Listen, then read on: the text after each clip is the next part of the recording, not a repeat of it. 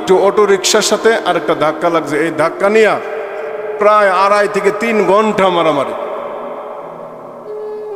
দেশীয় অস্ত্র শস্ত্র যা আছে এগুলোর কোনো কমতি নাই। মাশাআল্লাহ, এমন ভালো মানুষ আমাদের দেশের মানুষ।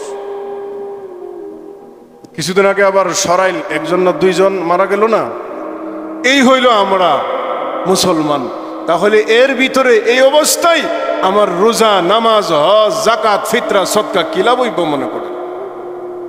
কোনো লাভ হবে? হবে না তো।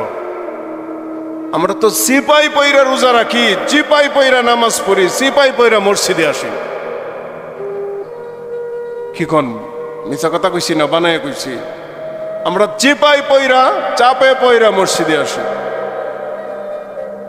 পারি না, দাঁড়িয়ে আছে মুরব্বী মানুষ, মানুষে মন্দ বলবে নামাজে না আসলে, রোজা না রাখলে মন্দ বলবে, এই ধরনের মন মানসিকতা আমাদের। এই জন্য আমাদের ইবাদত কবুল হয় না, আর আযাব গজবও আল্লাহ তাআলা আমাদের থেকে দূরে সরায় নেয় না।